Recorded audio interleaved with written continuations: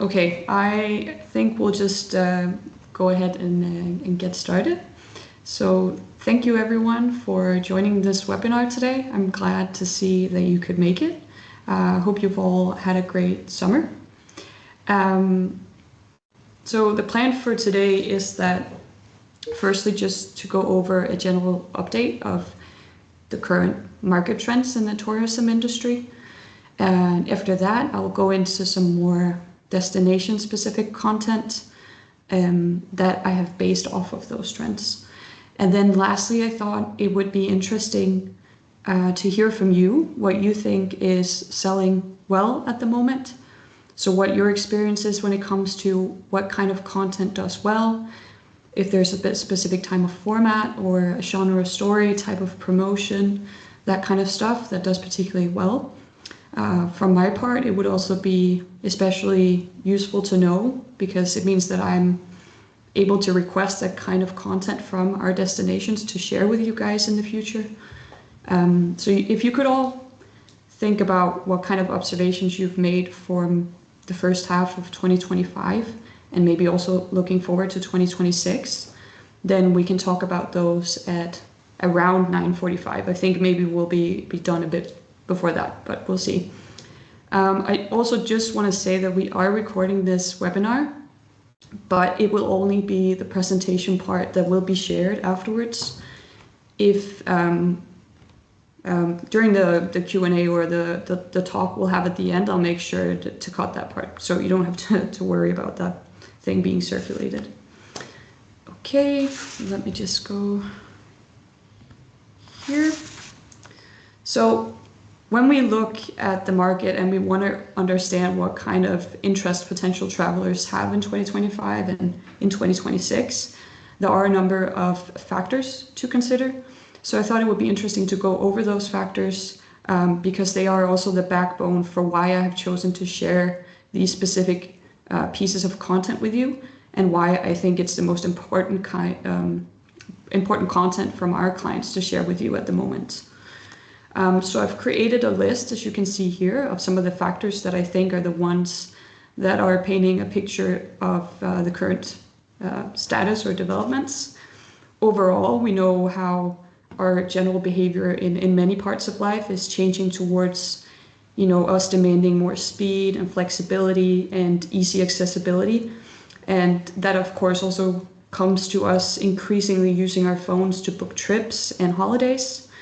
And I also think that in the tourism industry, we see that in the customer journey where an increasing number of travelers are using search engines over booking platforms on their phone and such to look for inspirational content and be inspired that way. So if we, for example, look at the first one that I have on the list here, which is the technological advancements and digital innovation, it, at least what I've intended here is that it refers to the use of AI as a travel planning tool. We know that the consumer journey has been rapidly influenced by platforms such as TikTok and Reels and YouTube Shorts, but also by products such as ChatGPT. So consumers increasingly crave content that's less polished and less corporate, and that includes more real, relatable experiences that are unique and individual. And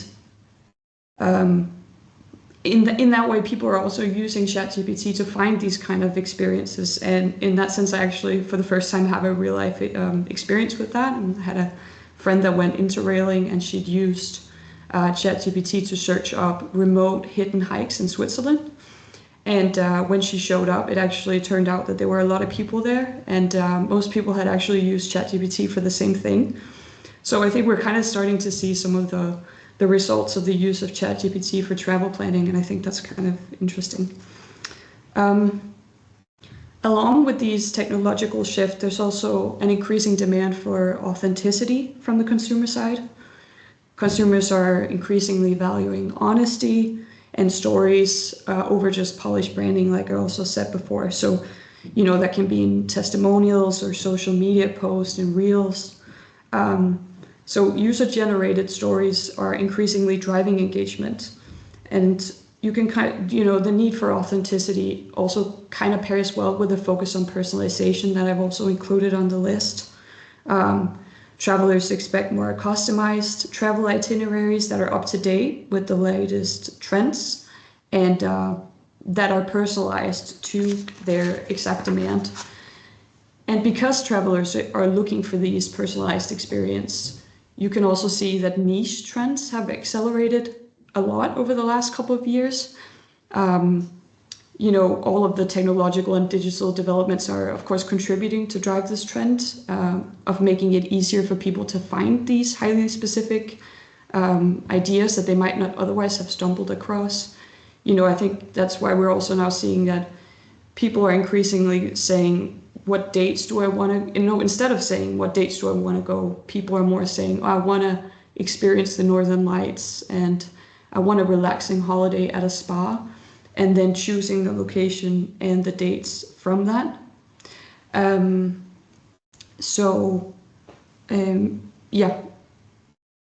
Travelers are increasingly identifying their activities over the destination. And I think from your side, I'm sure it's also becoming about creating a competitive advantage by offering something niche that you can't necessarily otherwise find elsewhere.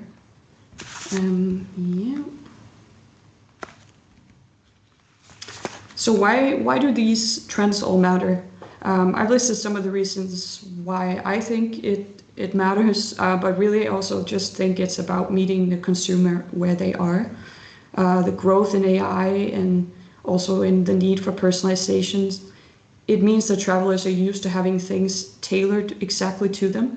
So if you're thinking, for example, of Spotify playlist, you have Netflix recommendations and online shopping. People also expect the same level of personalization when it comes to their holiday. So I think, you have the growth of AI, but you still also, like I said, have the need for authenticity. And I think there's still a need for recommendations that comes from real and authentic local voices, together with the need for the quickness and rapidness that AI can provide. I know not everyone on this call is necessarily Danish, but there was a Danish newspaper that did an article recently that was called something along the lines of TikTok tourism in Copenhagen. And it highlighted how some places in Copenhagen are rapidly growing in popularity because, for example, it's been titled that this bakery was included in the Bear, the series, or Dua Lipa recommended this sandwich. Those kind of niche recommendations are becoming very popular, especially through social media. I just thought it was interesting how there's a trend in visiting these places recommended by people on social media, and maybe also why it's important to prioritize staying ahead of the trend and by providing up-to-date content and itineraries and visual content that then maybe also comes directly from the destination and is some of that content that we are able to provide.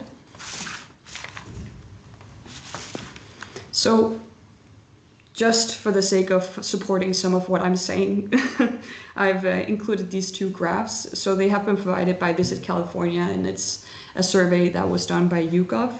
I think it kind of applies to the whole industry at the moment. So as you can see, social media and the internet in general dominates the top of the charts as the biggest influencing factor in advertising and social media influencing. So obviously this also depends on the demographic, and it's a bit more complicated than just displaying two graphs and calling it a day. But I think all in all, it kind of highlights the importance and influence of the current trends in booking behavior and influencing based on social media and stuff like that.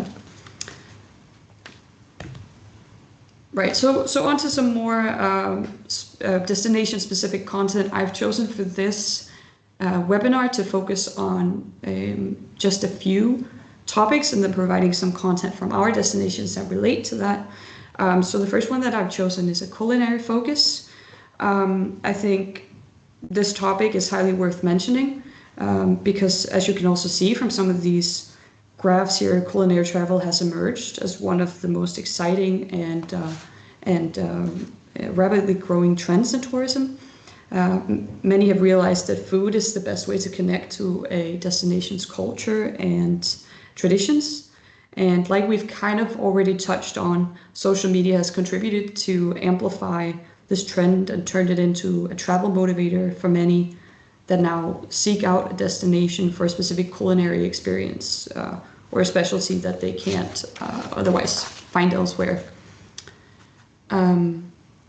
Yes.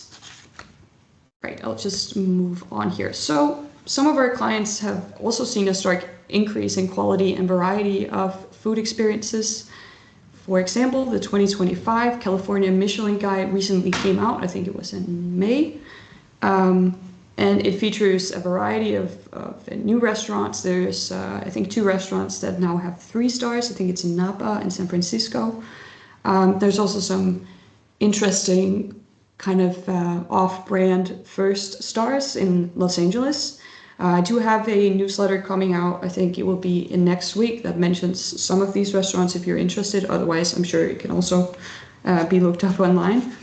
But in other Michelin news, I also wanted to mention that the Michelin Guide will be coming to Philadelphia with the evaluations already taking place now. The list reveal is planned to take place later this year. There's not a specific date for that yet, but it is a very interesting step for Philadelphia to be taking that step. I didn't really mention it before, but in the previous slide, I do mention this EY impact study that the presence of the Michelin Guide in a destination positively influences travel behavior. So obviously it's interesting to see what that's going to do for travel and culinary traveling in Philadelphia. And also just on the subject of fine dining, I'm not sure if everyone knows, but Noma will be opening a pop-up in LA in 2026. The dates have not been announced yet, but I think their website says it's about spring, summer 2026. So that's also very interesting. And then lastly, just a California update. There's the Terra Madre Festival. It has started in Sacramento. I don't know if anyone might be familiar with it because I think they actually also have a Nordic part of this festival that I think took place in Norway this year. It's a free festival, and I think just promotion-wise, it's a great opportunity, this festival, to experience and explore the local cuisine and also to learn something from some of the panels and webinars that they workshops, sorry, not webinars, some of the workshops that they host, as it's all for free. And now, while Fort Myers doesn't necessarily have any Michelin stars, it sure is full of many noteworthy food events and food experiences. I have included some of the upcoming festivals and just interesting happenings that is coming up over the next half year. It kind of goes for the whole presentation, but I will, of course, share this afterwards. I will include as many links as possible. So whatever I mention, it will be shared with you afterwards. So you can take a look at that yourself. Oops. Just started a video here. Let's see if we can skip to the next slide. Boom, there. So the same goes for Seattle. Also doesn't have any Michelin starred restaurants, but I think that there are a lot of opportunities there. Anyways, I've included this 26 ways to taste the Emerald City are 26 experiences, local experiences that you can have to kind of taste the culinary specialties that they have in Seattle. I've included some quite specific restaurant recommendations of restaurant chains, winery tours, and then also something a little bit unique, which is some natural food experiences like foraging and seafood gathering and stuff like that. But it's some of it, I think most of it is by Visit Seattle, so I would definitely recommend going and having a look at that. Yes, so when talking about a culinary focus, I also found it fitting to mention Val d'Aosta in northern Italy.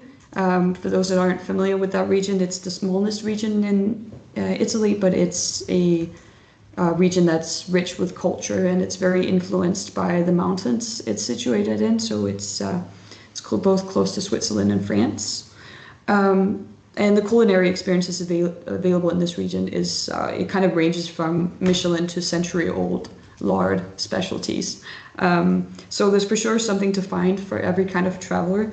I've chosen to highlight kind of two ends of the spectrum here. So the first one is this restaurant Paolo Griffa, La Café Nationale, which my colleague Sima actually visited when she went on a fam trip there.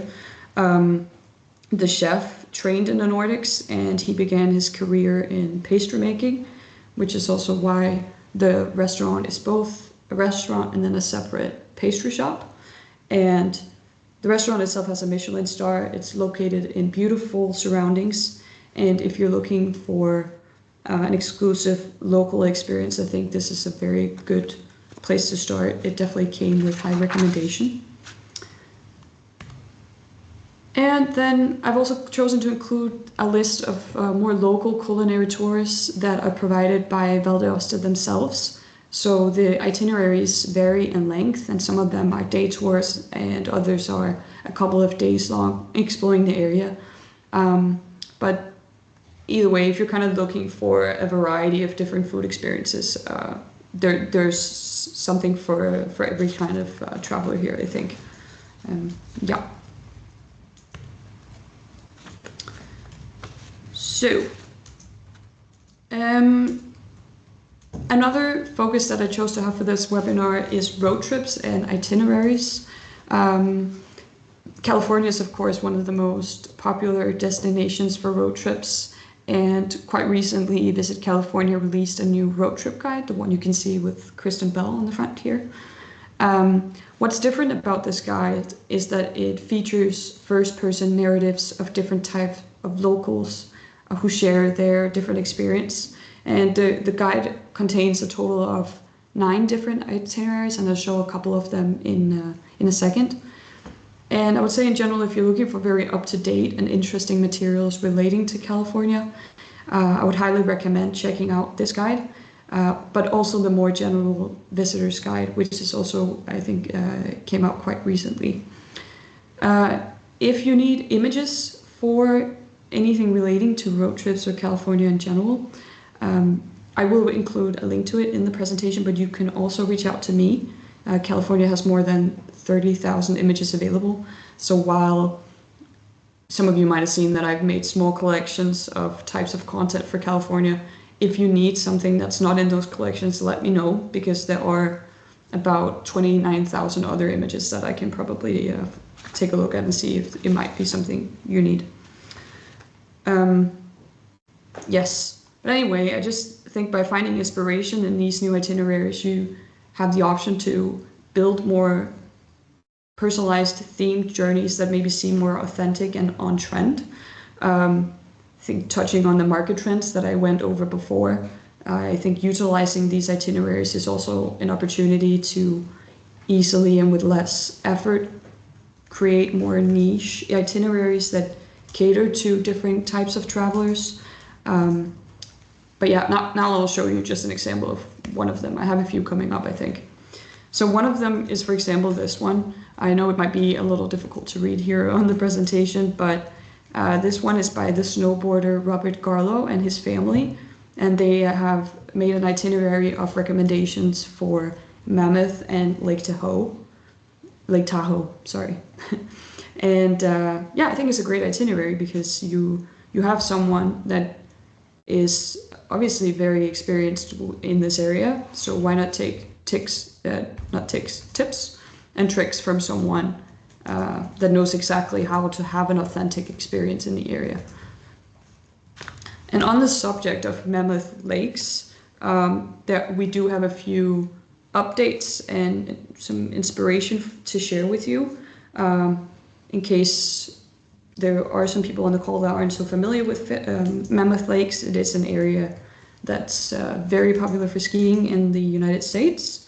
It averages a snowfall of about 10 meters in the winter, and you can do cross-country, Nordic skiing, alpine skiing, And then in the summer, it's also an unbelievably popular destination. You have hiking, mountain biking, trails, and beautiful lakes for swimming.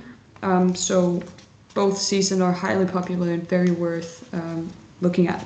But in terms of events, we have this event that's called Elevation, and it's a gay ski week.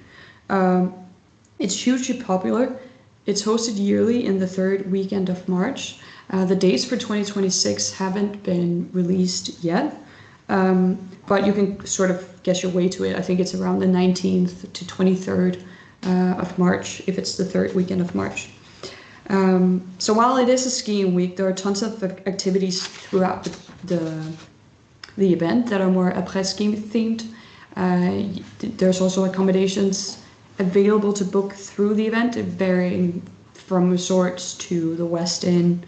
And they offer different kind of packages, but it's very easily booked through the event website. But I'll link to all of that. And in terms of family-friendly activities, we also have Woolies Adventure Summit, which is a popular space with tons of outdoor activities for both kids and adults. It's open in both the summer and the winter. In the winter, there's of course all the classic winter activities and a winter play area for kids. And in the summer, you have stuff like bungee trampolines, climbing walls, tubing lanes. I think there's also like a mountain coaster. Yeah, it's easily accessible. There's a parking lot nearby. Yeah, I'll just admit some people here. Cool. Let me see if I can skip to the next slide. Here we go. Another family-friendly activity I just wanted to touch on is the Community Recreational Center. It's sponsored by the LA Kings, and while I'm no hockey expert, I do believe that's a hockey team of Los Angeles. They have sponsored this Olympic-sized ice rink that is open during the winter, and then in the summer it becomes this recreational sports space indoors, and then outdoors they have a ton of picnic facilities that you can book. So yeah, it's a great experience, a great place for the whole family, both during winter and summer, really. And then just lastly for Mammoth here, I wanted to mention that the Limelight Hotel is planning on opening this coming winter, which will naturally increase the number of high quality properties in the area. It's going to feature 149 rooms and 15 luxury residences, and the hotel is going to be placed, or is placed, it's almost done, just steps from the Village Gondola and the Mammoth ski area, so it's in a very accessible place. It also has an outdoor pool, hot tubs, and then fire pits for the winter to stay warm. And in case you're unfamiliar with the Limelight chain, it is a hotel chain that has they operate hotels in other mountain areas in the US, such as Aspen and Denver. I think they've also just opened one in Boulder, and then there's one in Charleston coming in 2028, I think it was. But if you want to look more into Mammoth, whatever it may be, if it's itineraries, activities, or if there's something content-wise you're looking for, I will insert the links to all of these different resources. But if you don't have the time to look for something and you know exactly what you want, let me know, because I look in this very often and I will most likely know if they have what you're looking for. Otherwise, I can request it. So yeah, have a look if you want. Otherwise, feel free to just let me know. Right. Then just jumping back to more Maine, California, there is of course the Route 66 Centennial coming up, and for that reason, Visit California has also released a Route 66 itinerary guide for inspiration and so on. I've also included some links to some images that have been released just for the Centennial by California. It also includes logos and stuff like that if you want to use that. one of the logos I've inserted here, but otherwise the link will be in the presentation. But yeah, I'll just show a bit from it. So as you can see here, this guide actually also features first-person narratives. It's packed with activities, particularly this one for morning, afternoon, and evening. And particularly this one I think is perfect for those ending a Route 66 trip in Santa Monica and want to spend a couple more days in the Los Angeles area. So this one kind of more focuses on the end of the trip and then extending the trip. While this one that we have is by the illustrator Chris Turnham, and he doesn't so much focus on the end in Santa Monica. He more focuses on the very unique stops that you can make along the way, including, for example, the McDonald's Museum or the Wakeman Motel and other things that I've listed here on the side. So all in all, I think these different itinerary guides and resources that I've included here make it possible to really come up with something a little bit more unique and special. Here there's also just the road trip guide, the first one I mentioned. There's a few more examples here. I've just taken 3 that are kind of different but still kind of iconic when it comes to California. Like you have an itinerary focusing on still life moments. I think, if I remember correctly, I think this guide is the one that includes a bit of spa mixed with national parks, so a little bougie. And then in the middle we have the classic Highway 1 seaside driving itinerary, and then one that focuses a bit more on amusement parks and family fun. So there's a big variety, and I think they're very detailed, these itineraries. They're several pages long. So yeah, good for inspiration at least, and I think interesting to look at.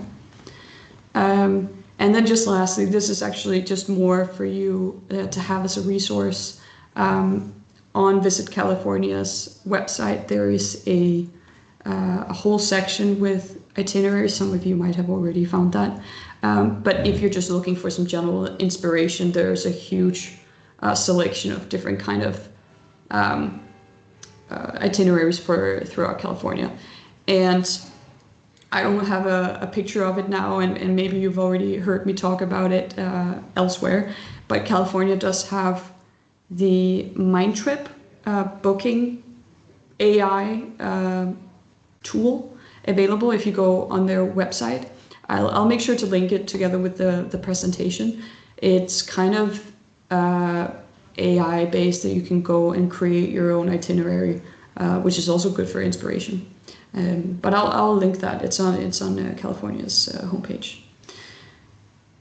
But anyways, enough from me. That was kind of what I had. I think now it would be